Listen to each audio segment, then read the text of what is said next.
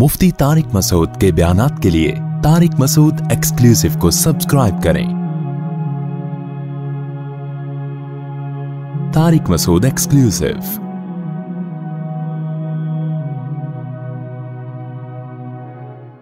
मैयतों पे देख लें क्या कुछ हो रहा है। इस्लाम ने मैयत को भी सादा रखा। भाई तमीज से दफना दो, एक आदमी को मर गया तो पहली दफा थोड़ी मरा है। सारी दुनिया आई है, मरने के लिए आई है। ओ चीखना, हा हू ही हा, एक अजीब तूफान बदतमीजी। फिर मैयत की सेल्फियां, नाकों में रुइयां ठुसी हुई सेल्फियां अच्छी लगती हैं किसी की। जनाजे की तस्वीरें शेयर हो रही हैं। क्या बेहूदगी है भाई। मैयत छुपाने की चीज है, दिखाने की चीज बोलो नहीं है। लेकिन उलमा का भी वही जनाजों में लाइन लगा लगा के दीदार हो रहा है कि दुल्हन में और जनाजे में फर्क तो रखो भाई।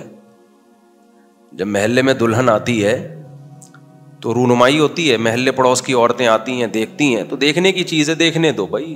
उसकी ज़िंदगी का एक मौका है। आज जितनी वो सजी हुई है तो सब महल्ले की औरतों को एक होता है, देखें जी इनके अगर दुल्हन कैसी आई है, तो समझ में आता है, देखने दो, टिकट लगा दो भले उस पर। वही हशर मुर्दे के साथ हो रहा होता है। वही हशर किसके साथ होता है? मुर्दे के साथ। मर गया, चौक में लिटा देते हैं उसको, आओ देखो जियारत करो। छोड़ो, दफनाओ इसको भाई, इसके मुंह पे कपड़ा डालो। फिर फजूल बातें जाहिलों वाली, नूर बरस रहा है चेहरे पे, बड़ा अच्छा मुस्कुराता हुआ चेहरा। ओ भाई वो मरा था तो मुस्कुराते हुए इत्तेफाक से यहीं अटक गए उसके दांत। मौत के बाद सबने सड़ना है, चाहे नेक हो चाहे बुरा हो। ये कोई बात नहीं है कि जी चेहरे पे रौनक आई हुई है, या रौनक नहीं भी आती तो क्या जहन्नम में जा रहा है वो, अगर रौनक नहीं आई हुई उसके चेहरे पे। मैंने बहुत से नेक लोग देखे, मरे तो उनके चेहरा सड़ गया बिल्कुल। वो मौत ऐसी थी, डॉक्टर ने कहा जल्दी दफनाओ, ब्रेन हेमरेज हुआ है तो ब्लड चेहरे पे आएगा, चेहरा फूल के खराब हो जाएगा। उनको क्या कहोगे कि ये जहन्नम में जा रहे हैं, रौनक नहीं है इनके चेहरे पे। हालांकि हमें उनके गालिब गुमाने के वो जन्नती हैं। एक नेचुरल प्रोसेस है, मरते ही जल्दी दफनाने का हुक्म क्यों है? बोलो ना भाई, क्या हो गया? देखो पैगंबर सल्लल्लाहु अलैहि वसल्लम को जल्दी दफनाना का हुक्म नहीं था, क्योंकि अंबिया किराम दुनिया से जाने के बाद जर्रा बराबर भी उनकी बॉडी में कोई तब्दीली नहीं आती। तभी नबी सल्लल्लाहु अलैहि वसल्लम के जसद अतहर को एक हफ्ते बाद दफनाया गया है। उसमें दो मसलहतें थीं। एक मसलहत तो यह थी कि खिलाफत का मसला, कि सहाबा ने सोचा खिलाफत के मसले को पहले हल करें, क्योंकि उसमें अगर डिले हो गया ना तो तलवारें चलना शुरू हो जाएंगी आपस में। क्योंकि ये अमीर का इंतखाब ये आसान काम नहीं है, इसको पहले निपटाओ, जल्दी से निपटाओ इस मसले को पहले। जाहिर है उसमें टाइम लगा। कैसा ना हो कि ये उम्मत चंद सेकंडों के लिए भी बेलगाम हो, कोई उनका हाकिम ना हो। जैसे हमारा हाल है ना, हमारे मुल्क का मसला क्या है, कोई ताकतवर हुक्मरान नहीं आता हमारे यहां। जो भी आता है इतना कमजोर होता है कि दूसरा उसकी टांगे खींचना शुरू कर देता है, तो वो कुछ भी नहीं कर पाता, ना अच्छा ना गलत। कुछ तो करने दो उसको। दुनिया में कोई भी कंट्री जब तक कोई स्टेबल गवर्नमेंट ना हो वो तरक्की नहीं करती, चाहे वो नाजायज गवर्नमेंट ही क्यों ना हो भाई, हो तो सही। लेकिन हमारे यहां जो हिसाब है वो तो सबके सामने है। तो एक मिसाल के तौर पर मैंने आपके सामने पेश किया। तो इस्लाम ये नहीं पसंद करता कि कोई रियासत का कोई जिम्मेदार और अमीर ना हो। तभी तो नबी सल्लल्लाहु अलैहि वसल्लम ने फरमाया, इस्मऊ व अतीउ वलौ सुल्लिता अलैकुम रजुलुन हबशियुन कअन्न रअसहु ज़बीबा। तुम पर हबशी गुलाम भी मुसल्लत हो जाए, जब हो गया मुसल्लत, तुम्हारे मशवरे से नहीं हुआ, लेकिन जब हो गया तो हो गया, अब उसी की मानो। क्योंकि ना होने से गलत होना बहरहाल बेहतर है। ना होने में तो हर आदमी की अपनी राय चलेगी, तलवारें चलेंगी, लड़ाइयां होंगी, क्या फैसला होगा कि सही क्या है गलत क्या है। हज्जाज इब्न यूसुफ कितना जालिम बादशाह था, उसके जालिम होने में दो राय नहीं हो सकती। लेकिन एक स्टेबल गवर्नमेंट थी बहरहाल पूरी दुनिया में।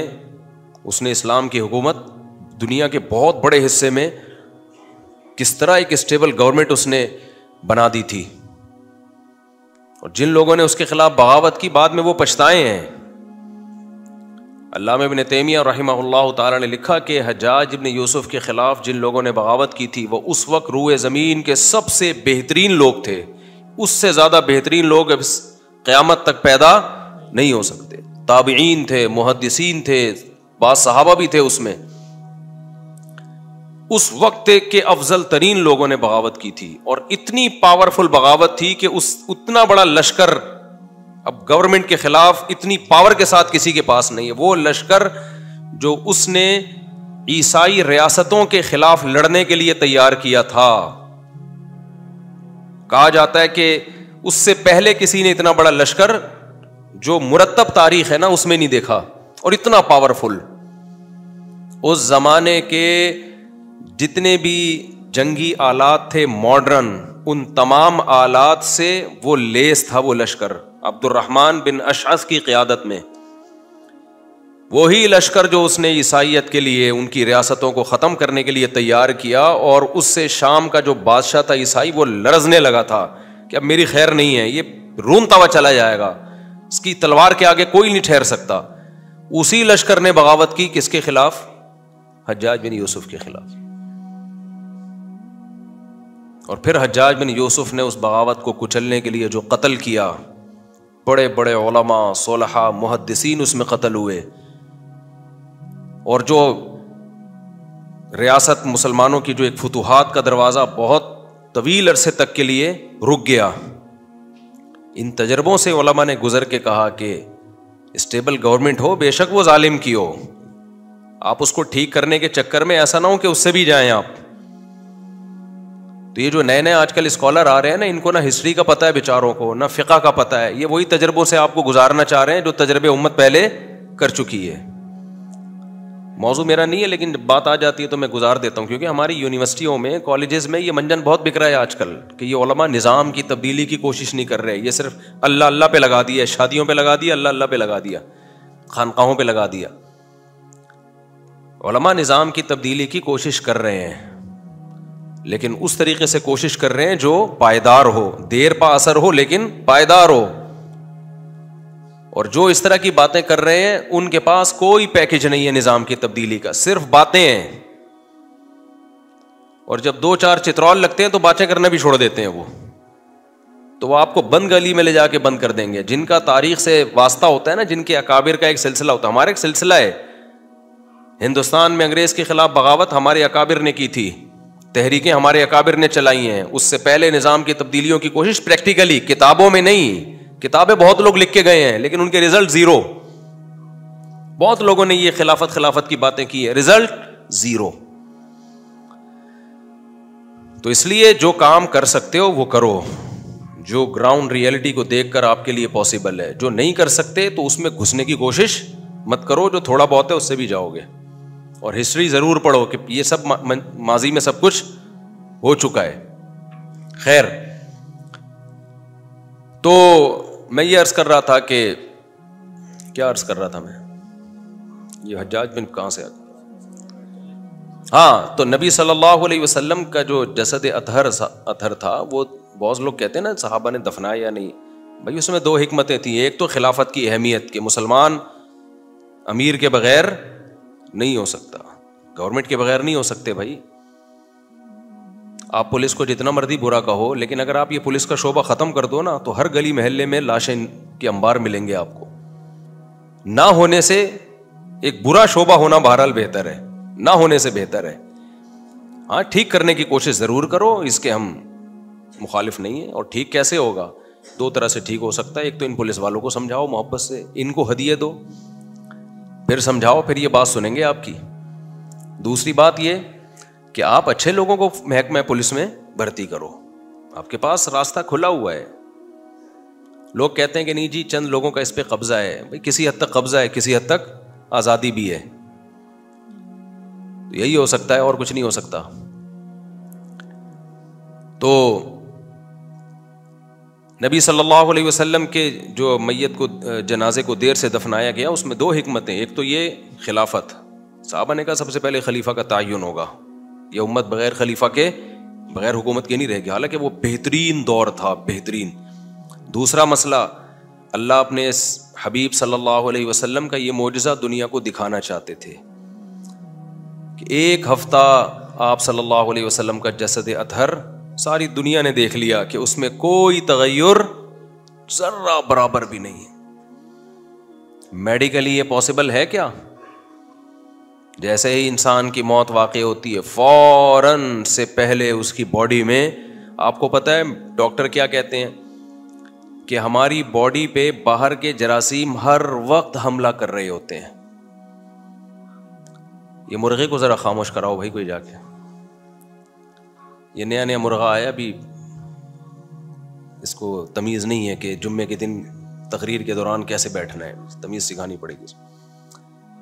تو مجھے یہ تو مرغی لگ رہی ہے، مرغا نہیں ہے. خیر، تو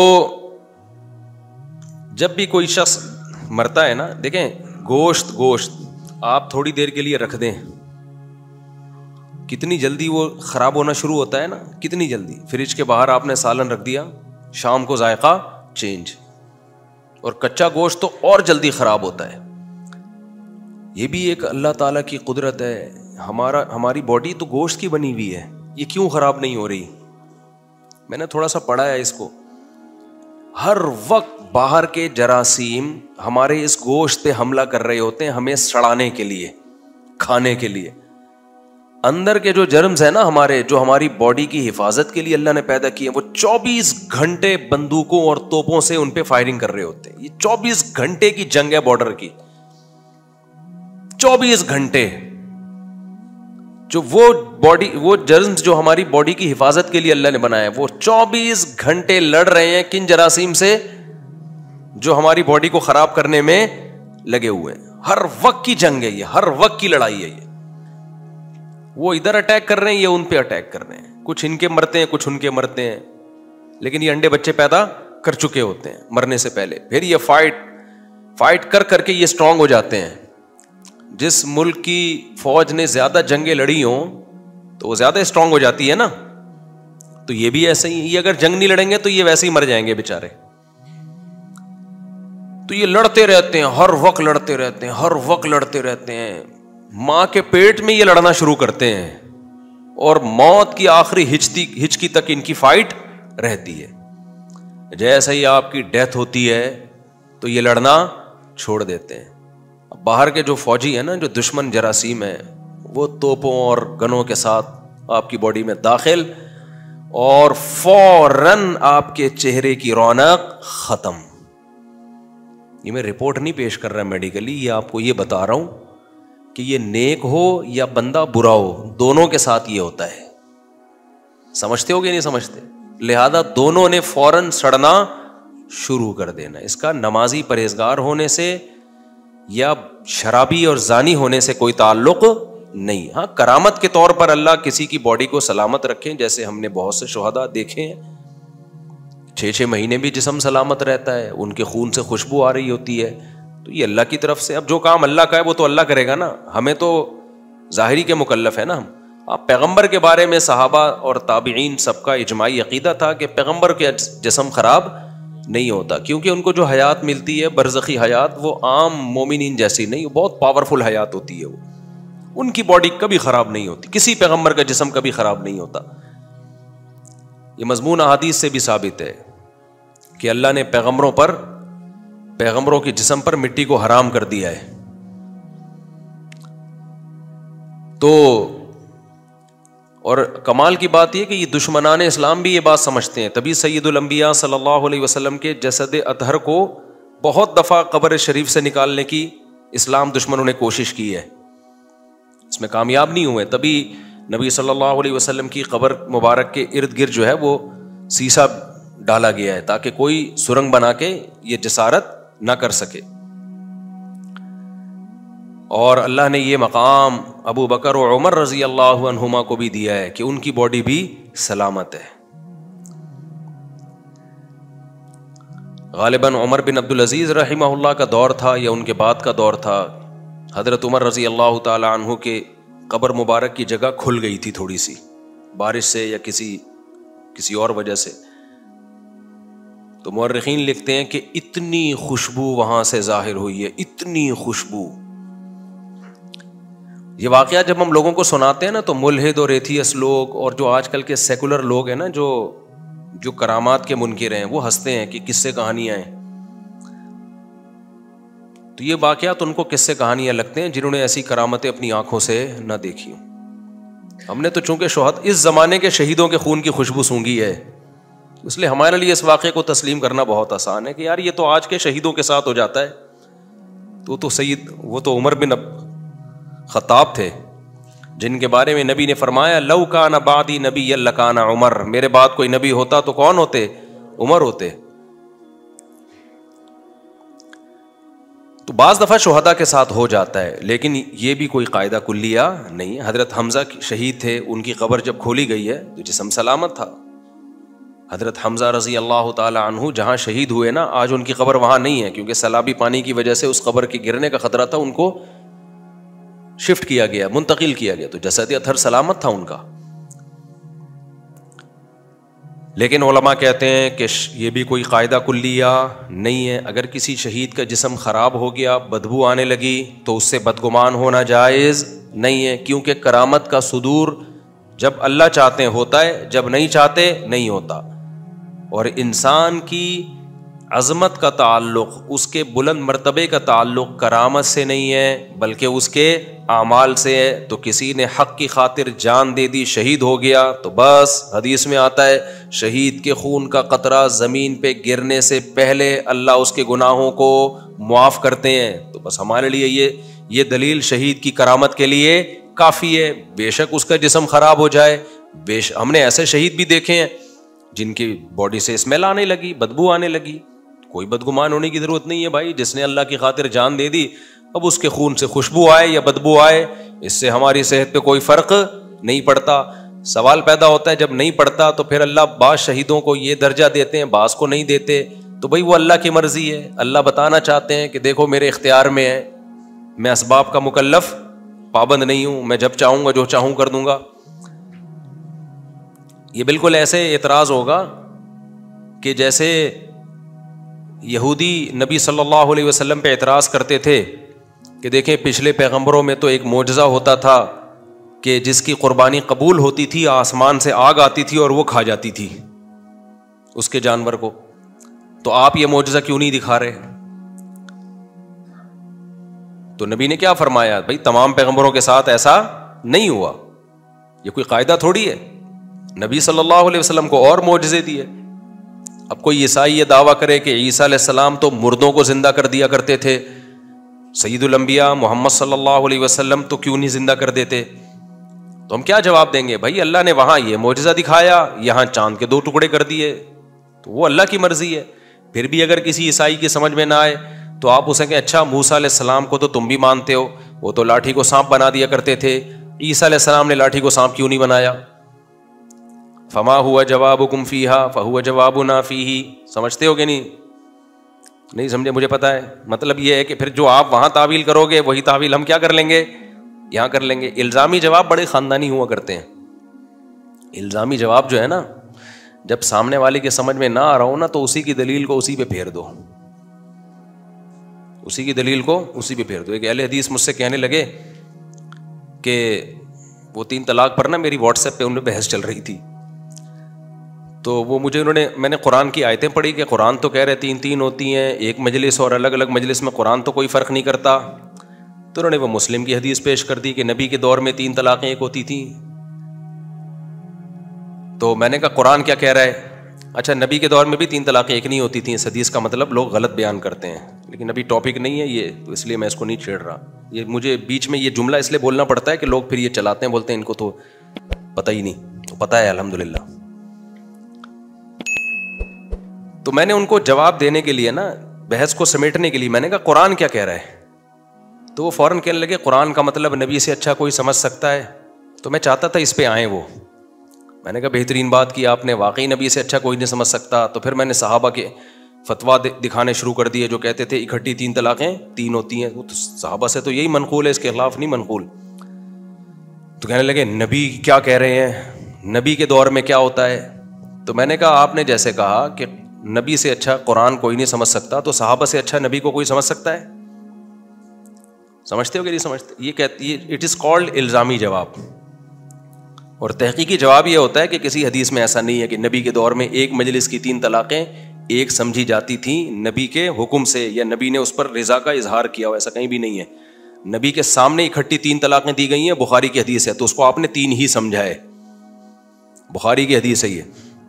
خیر, میں یہ عرض کر رہا تھا, کیا عرض کر رہا تھا, میں بھول ہی جاتا ہوں. ہاں, نبی صلی اللہ علیہ وسلم, وہ تو ہو گیا نا. تو سید الانبیاء صلی اللہ علیہ وسلم کا جو جسد اطہر کو رکھا گیا, اس میں بڑی حکمت کیا ہے کہ آپ کا جسد اطہر خراب نہیں ہوتا. لیکن عام جو میت ہے, خراب کا لفظ کہنا بھی میں سمجھتا ہوں بے ادبی ہے. آپ کے جسد اطہر میں ذرا بھی تغیر بھی پیدا نہیں ہوتا, ذرا بھی نہیں تغیر ہوتا. میں غم کی بس جلدی سے مثال دے دوں کہ جو میت کی رونمائی کی رسمیں ہوتی ہیں, ناک میں روئی ٹھونسی بھی ہے اس کے, اور اس کے پھر پبلک آ کے لائن لگا کے دیکھ کے جا رہی ہے, یہ غیر مسلموں کا طریقہ ہے. ہمارے نبی صلی اللہ علیہ وسلم اور صحابہ کرام, اور کمال کی بات ہے عربوں میں اب تک بھی یہ طریقہ رائج نہیں. عرب میں بڑے سے بڑے عالم کا انتقال ہو جائے, بادشاہ کا بھی انتقال ہو جائے نا, آرام سے غسل کفن کر کے تمیز سے کیا کر دیتے ہیں, دفنا دیتے. تو اس کو ہلکا لیا کرو, موت اور زندگی کو, اس کو بڑھائے. میں نے اپنے بارے میں وصیت کی ہوئی ہے, بھائی میں مروں فوراً غسل کفن دفن, جتنی پبلک آ گئی نہیں آئی کوئی بات نہیں. پبلک اکٹھا کرنے کے چکر میں میت کو لٹانا اور دیر کرنا, اس میں لوگ آ رہے ہیں دیکھ رہے ہیں, یہ غلط طریقہ ہے. بھائی کوئی پہلی دفعہ کوئی نہیں مرا, کوئی ہمارا مرنا کوئی ایسا نہیں ہوگا کہ عظیم عالم اسلام, دنیا میں لفٹ نہیں کراتے لوگ. جب علماء دنیا سے جاتے ہیں, عالم اسلام کا ایک ایسا عظیم نقصان کہ اب اس کی قیامت تک امام مہدی بھی تلافی نہیں کر سکتے. کچھ نہیں ہوا بھائی, لوگ آ رہے ہیں مارکیٹ سے, کیا کر رہے ہیں, پیدا ہی مرنے کے لیے ہوئے ہیں, نکل لیں گے پتلی گلی سے, کسی بھی ٹائم پہ کیا ہوگا, نکل لیں گے. جیسے ہی نکلیں غسل کفن دفن, چلو بھائی دعا پڑھ لی, اللہ تعالیٰ مفتی صاحب کی مغفرت فرمائے. بس یہ دعاؤں کی ضرورت ہے, وہ رو کے دعائیں مانگو بھائی. محبت کا تقاضا کیا ہے, طبیعت سے دعائیں مانگو, ساری زندگی مانگو. اس سے پتہ چلے گا. دیکھو ہمارے والد صاحب کا انتقال ہوا, ان کا عشاء کے بعد 9 بجے میرا خیال ہے انتقال ہوا تھا. تو اور میرے والد صاحب محلے کے بہت مشہور آدمی تھے, لوگ بہت محبت کرتے تھے کیونکہ بہت سارے بچوں کو قرآن پڑھایا انہوں نے, تبلیغی جماعت کے امیر بھی تھے وہ, تو غیر مشہور شخصیت نہیں تھے, اور لوگ بہت محبت کرتے تھے. مسجد کے امام صاحب جب ان کی میت کا اعلان کر رہے تھے تو رو رہے تھے. ہم نے بہت کم دیکھا تھا امام صاحب کو کسی کے اعلان پہ روئے ہوں. لیکن ہوا کیا ہے, جب لوگوں کو پتا چلا نا, جس وقت تک خبر پھیلی تھی, تو لوگ جب آئے تو ہم نے کہا ہم تو جنازہ پڑھ کے دفنا چکے. لوگ حیران ہو رہے تھے کہ یہ تو رات ہمارے ساتھ بیٹھے ہوئے تھے. تو اب کوئی کہے گا یہ مفتی صاحب کو اپنے والد سے محبت نہیں, ان کے بچوں کو اپنے والد سے محبت نہیں. بھائی ہمیں شریعت سے محبت پہلے ہے, ابا سے بعد میں. پھر دعائیں کرتے ہیں, اللہ کا شکر ہے مجھے نہیں یاد پڑتا کبھی دعا کے لیے ہاتھ اٹھائیں اور اپنے والدین کے لیے دعا نہ مانگی ہو. ہم نے کوشش کرتے ہیں دل سے ان کے لیے زندگی بھر. وہ محبت کا اس سے پتہ چلتا ہے. شو بازیوں سے محبت کا پتہ, ناٹک اور جو ڈرامے چل رہے ہیں آج کل, ہا ہو یہ یوں عجیب تماشے چل رہے ہیں, پھر وہ دیگوں پہ دیگیں. کل کسی نے ٹک ٹاک پہ ایک بڑی بہترین ویڈیو بھیجی میت کی دیگ پہ نا, کہ اس کا بھائی مر گیا اور بریانی کھا رہا ہے اور رو رہا ہے. بریانی بڑی مزے کی تھی, سمجھ میں نہیں آ رہا اس کو کہ روؤں کہ میں ہنسوں. تو میں نے وہ بہت پھیلائی لوگوں کو, میں نے کہا یار بالکل صحیح نقشہ کھینچا ہے. دیگوں پہ دیگیں, ڈھکن کی کیسی آوازیں آ رہی ہوتی ہیں. ایک جگہ ہم نے دیکھا میت ہوئی ہے, وہ انتقال ہو گیا, ان کا رو رہے ہیں. شام کو میں گیا ہوں تو ڈھکن کی آوازیں آنی. دیکھ کے ڈھکن کا اپنا لطف ہے, ڈڑنگ کر کے ہٹتا ہے نا جب وہ ڈھکن, کیسا مزہ آتا ہے قورمے اور بریانی کی دیکھ کا. وہ اپنا لک ہے, وہ گورے اس سے محروم ہیں, ڈڑنگ کر کے نا. تو پھر بات چلی بھائی اس میں 2 بوٹیاں اور ڈال کے لا. میں نے کہا دوپہر یہاں چیخ و پکار کی آوازیں آ رہی تھی, اور رات کو کیا منظر ہو رہا ہے. ایسی خوشبو آ رہی تھی کہ دل چاہ رہا تھا 2-4 اور بھی جنازے ہو جائیں تو کتنا اچھا ہو جائے گا. تو اللہ ہماری حفاظت فرمائے بھائی. یہ چیزیں ہم کہاں سے سیکھتے ہیں, یہ غیر مسلموں سے. اللہ ہماری حفاظت فرمائے. سبحانک اللہم و بحمدک نشہد ان لا الہ الا انت.